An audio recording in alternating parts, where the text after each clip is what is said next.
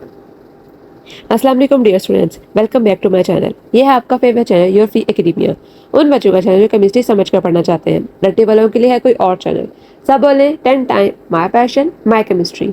Now study time starts. Okay बच्चों, जैसा कि आपको पता है कि हमने स्टार्ट किया था अपना चैप्टर नंबर 11 जिसके अंदर हम पढ़े थे इंट्रोडक्शन टू ऑर्गेनिक केमिस्ट्री। आज की वीडियो जो है उसके अंदर हम क्या क्या चीज़ें डिस्कस करेंगे। सबसे पहले तो हम डिस्कस करेंगे कि ऑर्गेनिक कंपाउंड्स क्या होते हैं, जो कि बेस है किस चीज़ की, ऑर्गेनिक केमिस्ट्री की। ऑर्गेनिक कंपाउंड्स किस तरह बनते हैं और हम उनको किस तरह रिप्रेजेंट करते हैं। ठीक है, इसका एक स्पेसिफिक पैटर्न होता है। अगर आप उनको अंडरस्टैंड करोगे, उनको अपने जेहन में रखोगे, तो आप लोग आसानी से इनको याद रख सकोगे कि डिफरेंट ऑर्गेनिक कंपाउंड्स कैसे एग्जिस्ट करें नेचर के अंदर।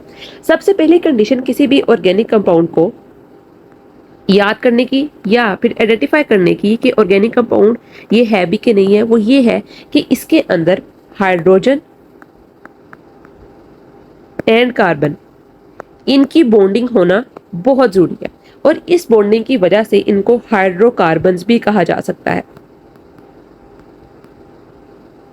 ऑर्गेनिक कंपाउंड्स को हाइड्रोजन और कार्बन के दरमियान जरूरी है कि उनके अंदर कोवलेंट बॉन्डिंग हो।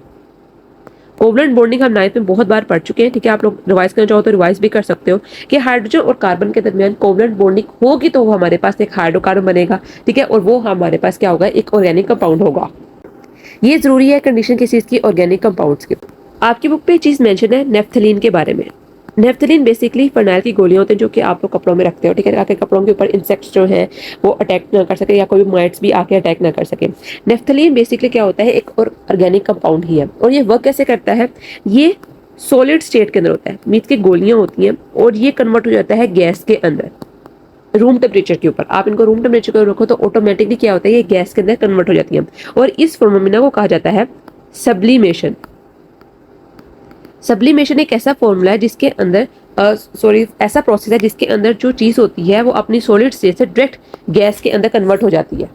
ठीक है, जब भी कोई चीज़ डायरेक्ट सॉलिड से गैस के अंदर कन्वर्ट होगी तो हम कहेंगे वहां पर सब्लिमेशन हो रही है। आपको मैं यहाँ पर फॉर्मूला भी बता देती हूँ नेफ्थलीन का, जो कि होता है C10H8। आप लोग बुक पे लिखना चाहो तो लिख भी सकते हो कि नेफ्थलीन का ये फॉर्मूला होता है। ठीक है, तो इस तरह आप लोग क्या कर सकते हो, अपने ऑर्गेनिक कंपाउंड्स को डेली लाइफ के लिए यूज कर सकते हो। उसके बाद आपके बुक के ऊपर मेंशन हुआ है कि डिफरेंट ऑक्साइड्स होते हैं कार्बन के और हाइड्रोजन के, लेकिन वो आपके पास आ जाते हैं इनऑर्गेनिक के अंदर। शर्त क्या है ऑर्गेनिक कंपाउंड्स की कि उनकी प्रॉपर्टीज जो होती हैं वो इनऑर्गेनिक के इसमें बहुत डिफरेंट होती है। ठीक है, क्योंकि उनके अंदर कार्बन की नंबर तादाद डिफरेंट होती है, नंबरिंग डिफरेंट होती है। ठीक है, उसके अलावा उनकी जो प्रॉपर्टीज होती है फिजिकल या केमिकल प्रॉपर्टीज, वो दोनों बहुत डिफरेंट होती हैं, जिसकी वजह से हम उनको आइडेंटिफाई कर सकते हैं कि वो आपके पास क्या है, ऑर्गेनिक कंपाउंड्स हैं। अब बहुत इंपॉर्टेंट बात वो ये कि इनको हमने याद कैसे करना है, ठीक है, और इनको रिप्रेजेंट कैसे करना है। इनको रिप्रेजेंट करने के डिफरेंट मेथड है। ठीक है, किस तरह आप इनको रिप्रेजेंट कर सकते हो। 4 बेसिकली आपके बुक में मेंशन है।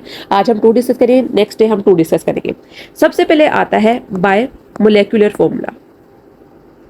मोलेक्युलर फॉर्मूला बच्चों हम इजी वे में समझे तो बेसिकली क्या होता है, ये डिस्क्राइब करता है कि आपके मोलिक्यूल के अंदर कितने एटम्स प्रेजेंट है या फिर मोलिक्यूल्स प्रेजेंट है। ठीक है, किसी भी सब्सटेंस के अंदर, किसी भी मॉलिक्यूल के अंदर कितने एटम्स प्रेजेंट है, कितने मॉलिक्यूल प्रेजेंट है, तो हम उसको कहते हैं कि आपका एक मोलेकुलर फॉर्मूला। ठीक है, मोलेकुलर वे में आप लोग इसको रिप्रेजेंट कर रहे हो। जैसे सपोज आपके पास सल्फर होता है S8। ठीक है, इसका एक मोलेकुलर फॉर्मूला, आप इसको मोलेकुलर फॉर्मूला के अंदर रिप्रेजेंट कर रहे हो। और इसका केमिकल फॉर्मूला कैसे होता है, जैसे सपोज सोडियम क्लोराइड था। ठीक है, इसको सोडियम क्लोराइड लिखते थे तो ये केमिकल फॉर्मूला था। ठीक है, मोलेकुलर फॉर्मूला NaCl। सेम इसी तरह ऑर्गेनिक कंपाउंड्स के भी मोलेकुलर फॉर्मूला होते हैं। आप देखो अपनी बुक के ऊपर कुछ आगे पेज पढ़ लो तो आप लोगों को नजर आएगी एक सीरीज लिखी हुई है, ethane, methane, methane, ethane, propane, butane, ठीक है, पेंटेन। ये सारे के सारे क्या है, ऑर्गेनिक कंपाउंड्स हैं। ठीक है, और उसके साथ ही उन्होंने आगे इसके नंबर लिखे हुए हैं कितने कितने इसके अंदर कार्बन प्रेजेंट होता है। अब अगर हम सबसे सिंपलेस्ट की बात करें मीथेन की, मीथेन के अंदर क्या होता है, इसका फॉर्मूला क्या होता है, CH4। इसके अंदर एक कार्बन होता है और 4 जो होते हैं वो हाइड्रोजन के एटम्स जो होते हैं वो अटैच होते हैं। ठीक है, उसके बाद बच्चों हम बात कर लेते हैं इथेन की। इथेन का फॉर्मूला होता है C2H6। प्रोपेन की बात कर लें तो इसका फॉर्मूला होता है C3H8। ये तो इनका नाम हो गया। ठीक है, मीथेन, इथेन और प्रोपेन। अब जो ये आगे नंबरिंग लिखी हुई है मैंने कि CH4, C2H6, C3H8। ठीक है, ये बेसिकली क्या है, मोलेकुलर फॉर्मूला। ये हमें क्या बताता है कि मीथेन के अंदर एक कार्बन है और 4 हाइड्रोजन है। ये बताता है हमें कि इथेन के अंदर 2 कार्बन है और 6 हाइड्रोजन है। ये बताता है हमें कि प्रोपेन के अंदर 3 कार्बन है और 8 जो है वो हाइड्रोजन है। कोई भी कंपाउंड इसके अंदर 3 कार्बन होंगे और 8 हाइड्रोजन होंगे तो वो आपके पास क्या होगा, वो प्रोपेन होगा। तो ये होता है एक मोलेकुलर फॉर्मूला। दूसरे नंबर पर आता है स्ट्रक्चर फॉर्मूला। ठीक है, किसी भी चीज को आप देखो तो सबसे पहले हम क्या चीज देखते हैं, जब हम नजर चीज कोई बन रही होती है तो हम देखते हैं उसका पहले एक स्ट्रक्चर बनाते हैं। ठीक है, कोई घर बना रहे होते हैं तो क्या करते हैं कि उसका पहले घर का एक स्ट्रक्चर बनाया जाता है। ठीक है, आर्किटेक्चर की मदद से। ठीक है, कि क्या कैसे हमने अपना घर जो है कंस्ट्रक्ट करना है, कैसे हमने बनाना है। सेम इसी तरह मोलिक्यूल्स या फिर ऑर्गेनिक कंपाउंड्स के बीच डिफरेंट स्ट्रक्चर्स होते हैं। अब डिफरेंट स्ट्रक्चर्स होते हैं वो डिफरेंट प्रॉपर्टीज शो करते हैं। ठीक है, अब इनके अंदर इनकी ब्रांच भी आ जाती है और क्या आता है, सिंपल उनके डिफरेंट कंपाउंड्स भी आ जाते हैं। मैं आपको समझाती हूँ किस तरह। देखिए, एक तो होता है कि वो सिंपल होते हैं। अब एक आपकी बुक पे अभी मेंशन नहीं है, वो आगे जाके थोड़ी सी क्लासिफिकेशन हम पढ़ेंगे, जिसके अंदर आपको एसाइक्लिक आता है और आपके पास आता है एलिफैटिक। ठीक है, साइक्लिक कंपाउंड्स भी होते हैं और एसाइक्लिक कंपाउंड्स भी होते हैं। सेम इस तरह स्ट्रक्चर फॉर्मूला जो होता है वो क्या होता है, वो रिप्रेजेंट करता है कि मॉलिक्यूल्स को हम कितने वेज के अंदर रिप्रेजेंट कर सकते हैं। आपकी बुक पे मेंशन है किस चीज़ का फॉर्मूला, ब्यूटेन का, C4H10। स्ट्रक्चर फॉर्मूला जो होता है बेसिकली बच्चों ये डिपेंड करता है आइसोमरिज्म के ऊपर। ठीक है, कंपाउंड जो होते हैं वो आइसोमरिज्म के थ्रू अपने स्ट्रक्चर फॉर्मूला देते हैं। ठीक है, जब भी स्ट्रक्चर फॉर्मूला क्या होता है कि बेसिकली स्ट्रक्चर फॉर्मूला के अंदर उनके स्ट्रक्चर डिफरेंट होते हैं, इसके अंदर उनका जो मोलेकुलर फॉर्मूला होता है वो सेम ही रहता है। किस तरह, अब ब्यूटेन है ना आपके पास C4H10, जितने भी आप लोग इसके स्ट्रक्चर बना लोगे ना, ठीक है, इसके आइसोमर्स बना लोगे, ठीक है, इनका मोलेकुलर फॉर्मूला तो सेम रहेगा। उसके अंदर C4H10 ही होंगे, 4 कार्बन होंगे और 10 हाइड्रोजन होंगे, लेकिन उसका जो स्ट्रक्चर होगा वो डिफरेंट होगा। ठीक है, सबसे पहले हम अगर बात कर लेते हैं स्ट्रेट चेन की। स्ट्रेट चेन के अंदर बेसिकली क्या होता है कि कार्बन 4 होते हैं, 1 2 3 और 4, और आपके पास 10 हाइड्रोजन अटैच होते हैं। किस तरह होते हैं, ऐसे ऐसे ऐसे ऐसे और ऐसे। ये आप लोगों के पास 10 हाइड्रोजन जो है इसके अटैच है। जरूरी शर्त क्या है कि सारी की सारी वैलेंसी सेटिस्फाई होनी चाहिए। ठीक है, कार्बन की 4 वैलेंसी सेटिस्फाई होनी चाहिए और हाइड्रोजन की क्या होनी चाहिए, 2, क्योंकि उसके जाहिर बात है उसको 2 इलेक्ट्रॉन चाहिए होते हैं अपना आउटलेट कंप्लीट करने के लिए। ठीक, ये होता है बेसिकली प्रोसीजर। तो C4H10 ये हो गया नॉर्मल ब्यूटेन। ठीक है, जिसके अंदर एक स्ट्रेट चेन के अंदर आप लोग देख रहे हो एक स्ट्रेट चेन है कार्बन की। ठीक है, ये एक स्ट्रेट चेन क्या रिप्रेजेंट करती है कि एक नॉर्मल ब्यूटेन का स्ट्रक्चर है, इसको हम कह सकते हैं एन ब्यूटेन। ठीक है, अब दूसरा केस क्या आता है जिसके अंदर इसकी एक ब्रांच आ जाती है। ठीक है, कि मीन्स के 3 कार्बन एक सीध में लगे हुए हैं और एक ही क्या निकल रही है, आगे ब्रांच निकल रही है। वो कैसे आता है, C C और C, और एक आप लोग यहाँ से एक इसकी ब्रांच निकालोगे। ठीक है, किसी भी साथ, इसके साथ भी लगा सकते हो, इसके साथ भी लगा सकते हो, और यहाँ पर ऐसे, यहाँ पर यहाँ पर यहाँ पर यहाँ पर, उसके बाद यहाँ पर यहाँ पर और यहाँ पर।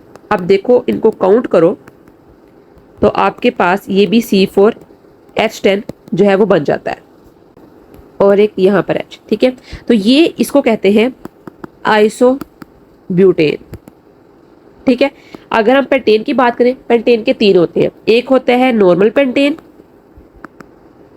एक होता है आइसोपेंटेन और एक होता है नियोपेंटेन। 3 स्ट्रक्चर फॉर्मूला जो होते हैं वो पेंटेन के एग्जिस्ट करते हैं। तो इसका मतलब क्या हुआ कि इसके 3 आइसोमर्स होते हैं। जैसे जैसे कार्बन नंबर इंक्रीज करते जाते हैं उतनी ही पॉसिबिलिटी जो होती है स्ट्रक्चर फॉर्मूला की बच्चों इंक्रीज करती जाती है। ठीक है, अगर किसी सब्सटेंस के पास 6 कार्बन होंगे और किसी सब्सटेंस के पास क्या होगा, किसी ऑर्गेनिक कंपाउंड के अंदर 2 कार्बन होंगे, तो किसके पास ज्यादा आप लोगों के पास स्ट्रक्चर फॉर्मूला बनेंगे, जाहिर बात है जिसके पास 6 कार्बन होंगे। ठीक है, आप उसके अंदर डबल बॉन्डिंग भी कर सकते हो। ठीक है, आप लोग सिंगल बॉन्डिंग भी कर सकते हो, ट्रिपल बॉन्डिंग भी कर सकते हो, किसी भी तरह आप लोग क्या कर सकते हो, आप लोग उसके स्ट्रक्चर्स जो है वो डिफरेंट बना सकते हो। जितने कार्बन उतनी आप लोगों के पास पॉसिबिलिटीज। तो ये बेसिकली आप लोगों का होता है स्ट्रक्चर फॉर्मूला। 2 चीजें हमने पढ़ी हैं कि मोलेकुलर फॉर्मूला क्या होता है, डिपेंड करता है कि वो बताता है कि कितने आप लोगों के पास मॉलिक्यूल्स प्रेजेंट है, कितने एटम्स प्रेजेंट है, और दूसरा स्ट्रक्चर फॉर्मूला वो बताता है आपके पास कि कितना आप लोगों का स्ट्रक्चर जो है वो बन सकता है, कितना स्ट्रॉन्ग स्ट्रक्चर बन सकता है और उसकी कितनी टाइप्स है। 3 होती है पेंटेन की, मैंने एक्स्ट्रा बता दिया, आप लोगों की बुक में मेंशन नहीं है, ये पेंटेन तक ही काफी है आप लोगों के लिए। ठीक है, पेंटेन की 3 है, ब्यूटेन की 2 है, नॉर्मल ब्यूटेन और आइसोब्यूटेन। ठीक है, ये डिफरेंट इसकी टाइप्स है। ठीक है, तो ये हो गया आप लोगों का स्ट्रक्चर फॉर्मूला के किस तरह रिप्रेजेंट करते हैं। तो बच्चों आज के इतना ही। आई होप सो कि आप लोगों को वीडियो अच्छी लगी होगी, आप लोगों को समझ आई होगी। मैंने बहुत ईजी वे में आप लोगों को समझाया है जिसका इस लेवल के बच्चों को समझ आना चाहिए। ठीक है, क्या उनके लिए जरूरी है।